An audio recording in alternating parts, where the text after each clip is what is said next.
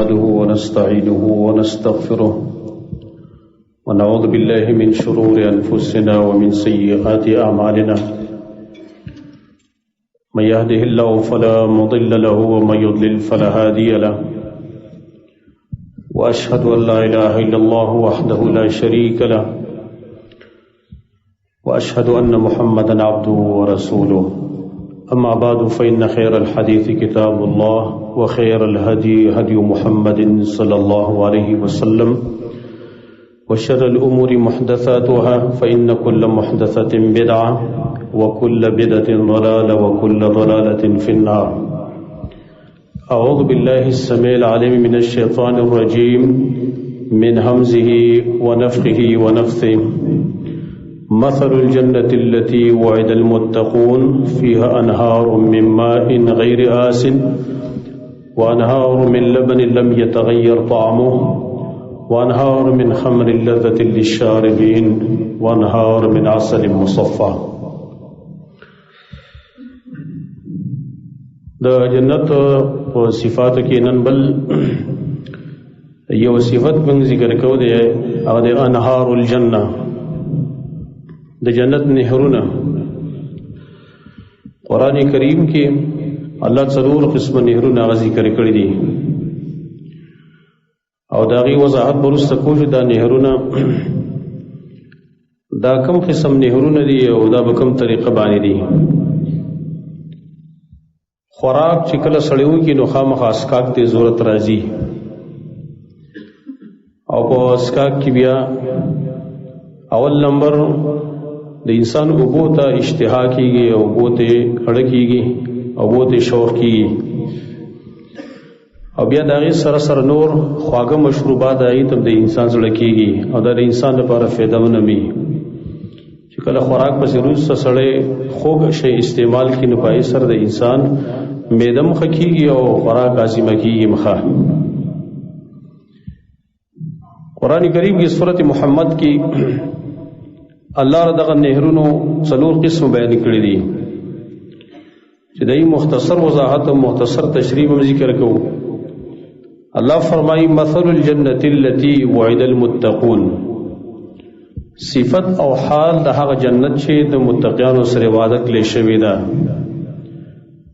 ناغي کې باندې صفات ده فيها انهار، پای کې نهرونه دي مما ان غیر آسنین دا وبونه چې ګندکیږي نه. بعضی و چې ساری شي وخت په تیر شي نه ګندکیږي دای خونم بدلیږي څ خوا کې بیا سشنی هغه بوړبوړقې شانتم جوړیږي د من غیر آسنین چې نه به ګندکیږي. یو قسم دا یو انهار من لبن، دیم قسم هغه نهرونه دي چې هغه د شودو نه دي د پيو نه دي. څوک ته شودو وي څوک ته پي وي، کته لا خلکو ته پي موږ ته شودو وي. لم يتغير طعمه جدای خن بدلیږي. الله لم يتغير لفظ ویل دی په دې کې یوه خبره ته اشاره کړې ده. دا شودو چې دا ډېر کمالي شی دی. نبی صلی الله علیه وسلم هغه بچی کله وای نور خوراکونه وکړو ناغه بدسي ول دعا به کول اللهم بارک لنا فی وابدله لنا خیرا منه. یا الله زموږ د پاره بدی کی برکت پیدا کړ دی په بدل کې را لغوره شي زرا کا خو چې کله به شوده وسکل نو دسي به اللهم بارک لنا فی وزدنا منه. یا الله بدی کې لاله برکت پیدا کو دا نورم سیوا کا. شارحین د حدیث سره نقطه بیانې چې نور خوراکونه به وکړه د هغې د بدلون سوال به کاوه چې الله د دې په بدل کې غوره راکړه، خو دا شوده به چې وسکل د دې زیادت سوال به کاوه. وجه داره چې شودو کې الله ډېر کمالات ښودلي دي. دا وګوره دغه یو شوده دی نه څومره اشیا جوړیږي. د دې شودو نه غوړي جوړیږي، حالانکه غوړي څومره طاقتور شی دی. د دې نه شوملي جوړیږي، د دې نه متر جوړیږي، د دې نه ماسته جوړیږي. ډېر اشیا په دې کې دنه داخل دي. دیو جل د انسان د صحت لپاره بهترین شی چې کوم دی هغه شوده دي.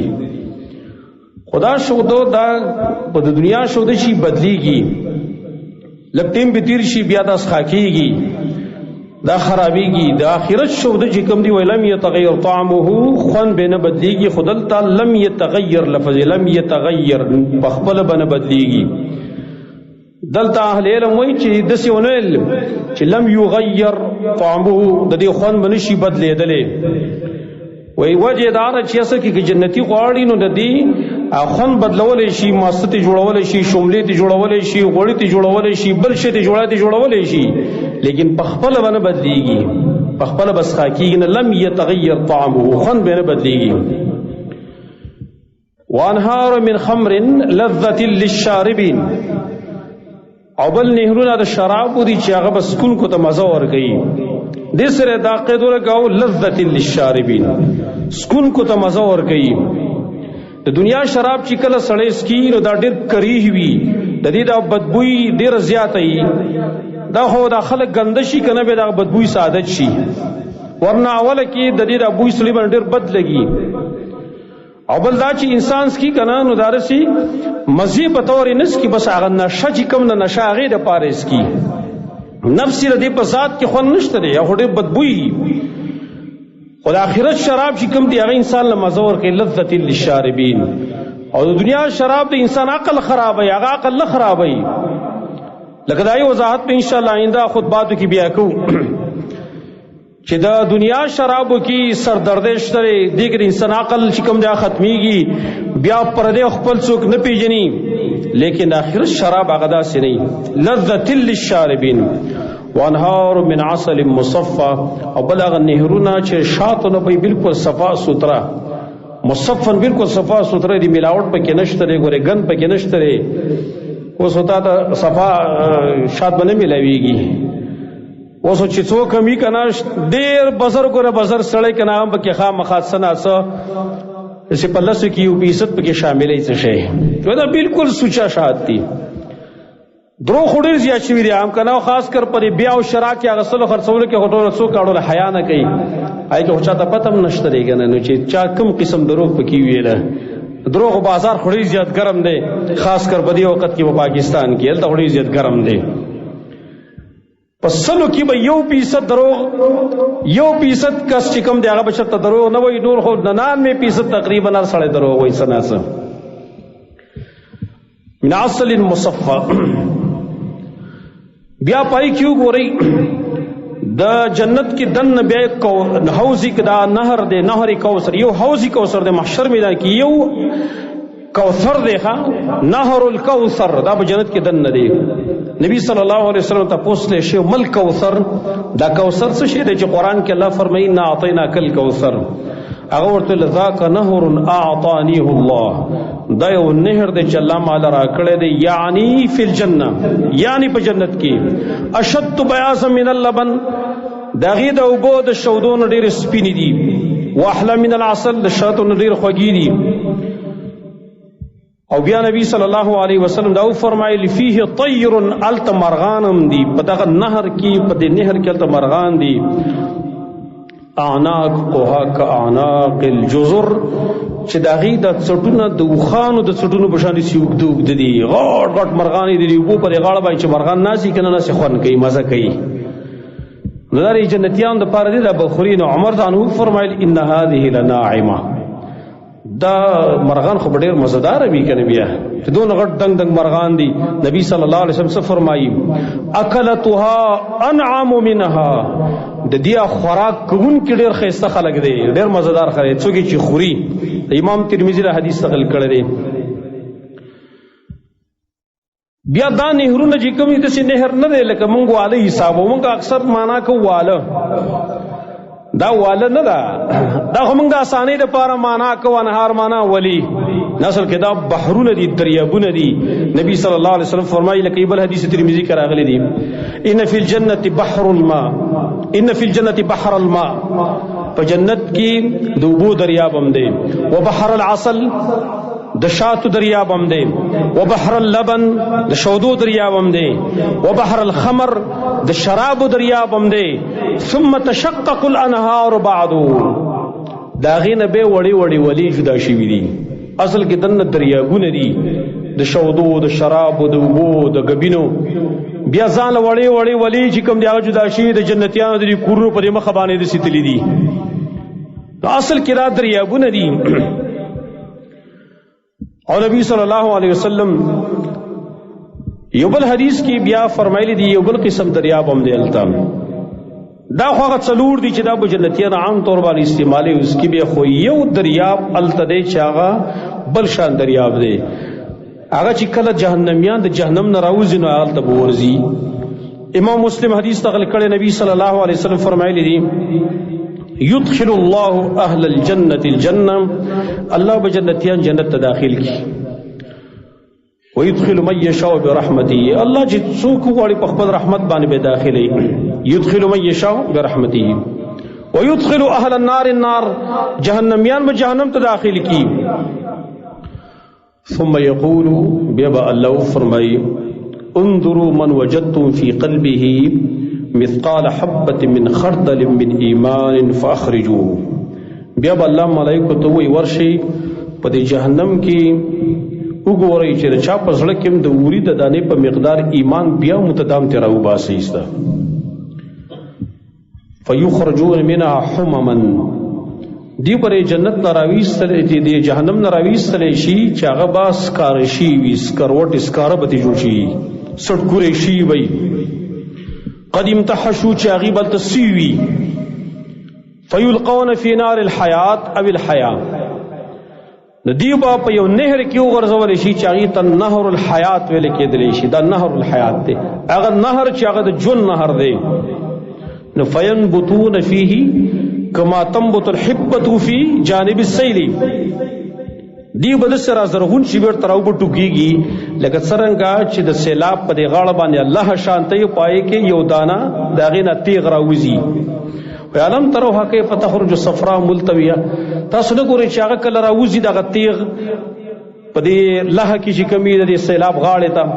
نغه داسې زیړ شانته وي چې تاو شوی غوندې وي دغه شان بلاوت وي چې تاو شوي شانته حدیث مسلم کې راغلی دا دې ته لیکي نهر الحیات. بیا بل خبر یاد لرئ جنت کې چې کم دا نهرونه بهیږي دا ولې بهیږي نو دا به د کم ځای نه بهیږي دا به داسې نه وي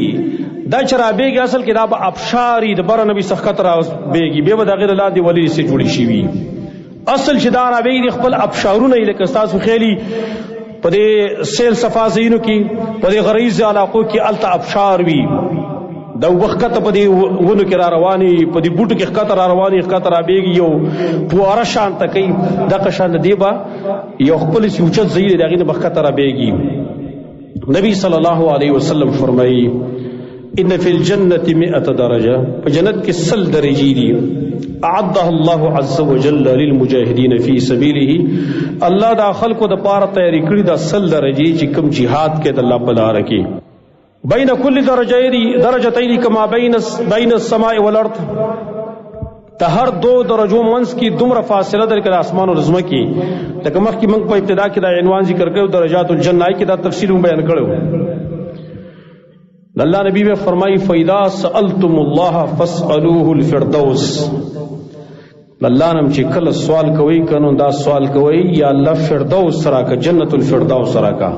او مخی ابتدا کې موږ دا ویلي وخه سوال کوي په الله څوک زور نشي کولی خو الله په دې خوشحالېږي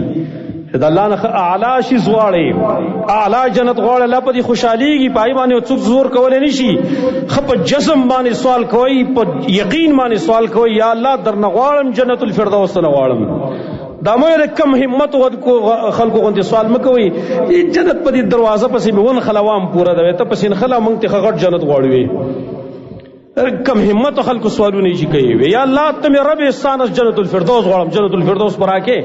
نور څوک به ونه داخله خو ما ورته ور داخل که که نه داسې سوال کوئ د الله نه دا په دې خوشحالېږي. فإذا سألتم الله فاسألوه الفردوس د الله نه چې کله سوال کوو جنت الفردوس غواړئ ځکه فإنه وسط الجنة دا غور جنت تے بہترین جنت تے وعال الجنت اوچت جنت تے پٹو جنت میں دا اوچت جنت تے وفوقه عرش الرحمن داغی دا بر بید اللہ عرش تے داغی چت چکو دا اللہ عرش تے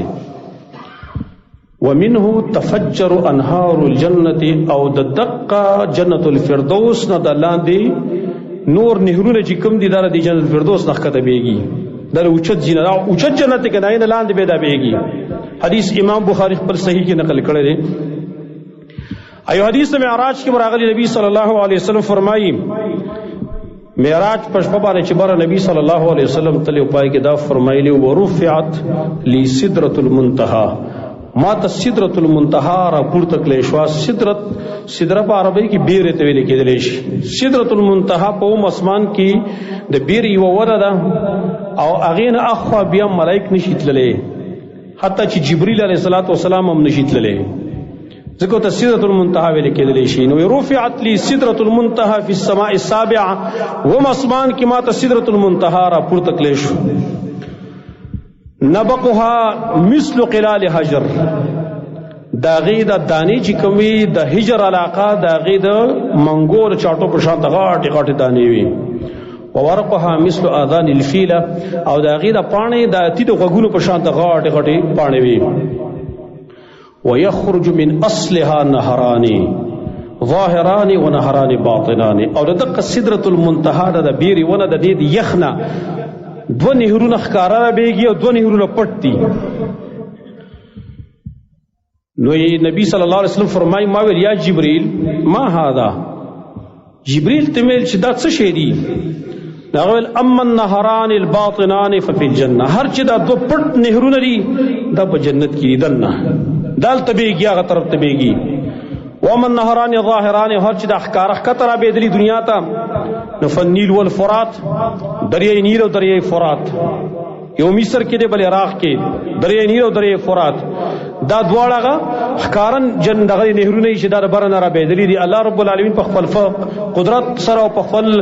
طاقت سره هغه دنیا ته را بیولي دي. څوک پې پوهېږي چې په کوم ځای را بیدلی دي، په کوم طرف را بیدلی دي. یو بل حدیث کې داسې راغلی دي نبی صلی الله علیه وسلم هغه فرمایلی دي، دا حدیث امام حاکم نقل کړی دی المستدرک کې، او بنا بر قول راجح حسن سند دی، لکه شعیب الارنوود پر تحقیق ابن حبان کې ویلي چې اسناد حسن. نبی صلی الله علیه وسلم فرمایي من سره ان يسقيه الله من الخمر في الاخره فليتركها في الدنيا، که څوک په دې خوشحالېږي چې ما ته الله په آخرت کې شراب وڅکي که نه، نو په دنیا کې پرېږده. ګورئ چې دلته یې ونسکل که نه، نو هلته بیا ربانې الله سکي، خو که دلته یې سکل نو هلته ربانې الله نه سکي. یو روایت کې دا راغلی دي څوک چې په دنیا کې شراب څکي نو که دی جنت ته لاړ شي، که بالفرض جنت ته لاړ هم شي نو هم به نه سکي، هلته پابندي ده په ده باندې، دله ښه نه دي. هلته د په دنیا کې خپل کار کړی، البته په صدق توبه وباسي بېله خبره ده. د شرابو نقصانات خو جدا دي، عادت موږ نه بیانو، خو غټ نقصان یې دا دی چې د آخرت د شرابو نه سړی محرومه کېږي. نو که څوک په دې خوشحاله چې ما باندې الله په آخرت کې شراب وڅکي نو په دنیا کې پرېږده. ومن سره ان یکسوه الله الحریر فی الجنة نو فلیترکه فی الدنیا، که څوک په دې خوشحالېږي چې ما باندې الله په آخرت کې ریخم واغوندي ماته، نو په دنیا کې ما غونده. بیا فرمائی انہار الجنت تفجر من تحت التلال او تحت جبل المسک او تحت جبال المسک، د جنت نهرونه دا شرابېږي که نه، نو دا د یوچت اوچت ډېرکونه برابېږي، ابشارونه به ښکته برابېږي، یا داسې ویلي او تحت جبال المسک، یا د مشکو غرونه دي د هغې نه به ښکته رابېږي. د دې هم دا معلومیږي چې د جنت دا نهرونه دا د اوچت اوچت ځینو به د ابشار په طور باندې ښکته رابېږي، داسې یوازې به د ځمکې سې وبېږي نه، هلته الله غرونه جوړ کړي دي، خو هغه د مشکو غرونه دي، خوشبودار غرونه دي. بیا بل یو مسله لري د دې نهرونه او دا ولی چې کله بیږي که نه، دا ګورې د ځمکې په سر باندې به رواني، دا به لاندې کند نه وي. ښه دنیا کې چې کله دا نهر بیږي یا دنیا کې چې کله دا واله بیږي که نه، یې کند شانتې ښکته وښکته کېږي. د جنت دا نهرونه د جنت ولی دا به داسې کند نه وي. امام ابن ابي الدنیا روایت نقل کړی دی او صحیح الاسناد موقوف روایت په حکم مرفوع کې د انس بن مالک رضی الله عنه فرمایي واظنكم تظنون ان انهار الجنه خدود في الارض، وای زما خیال دار چې تاسو دا ګمان کوئ چې د جنت د نهرونه به سکند په دې جنت کې، وای لا والله نه قسم په الله وای د سنده دا سنده وای انها لسائحه على وجه الارض، دا د جنت نهرونه او د جنت دا ولې دا د ځمکې په دې مخ باندې روانې داسې ستاسو خیال کړی که نه یو چې دا اوبه لاندې بهیږي د دې ځان له خوندي خو چې د مخ د ځمکه باندې چې کله دا واښی دا شنه واښی که نه په دې کې دا اوبه د بره بیا روانې که نه دا بیا بل شان مزه کوي دا د دې ځمکې په دې سر باندې به داسې روانې په دې ونو په دې منځ کې به تجري من تحتها الانهار که نه د ونو د دې لاندې ده به په دې اوبو دا دغه سره روانې دا ولې به سره روانې دا بیا بېله معجزه ده چې دا اوبه یې خورېږي نه په خپل مقدار باندې به د ځمکې په دې مخ باندې سره روانې وي وی لا والله انها لصاحة على وجه الارض دا به د ځمکې په دې مخ باندې روانې وي فرمایي احدى حافتیها اللؤلؤ والاخرى الياقوت دا غي بیا دا دواړه سیټ ته دا د سینې دی بیا دا نهرونه روان دي ولې روان دي خو یو سیټ ته او بل سیټ ته د ملغلرو چې کوي ملغلرو د ملغلرو وایي چې چړاو کړی شي یو طرف ته ملغلري دي بل طرف ته ملغلري دي یاقوت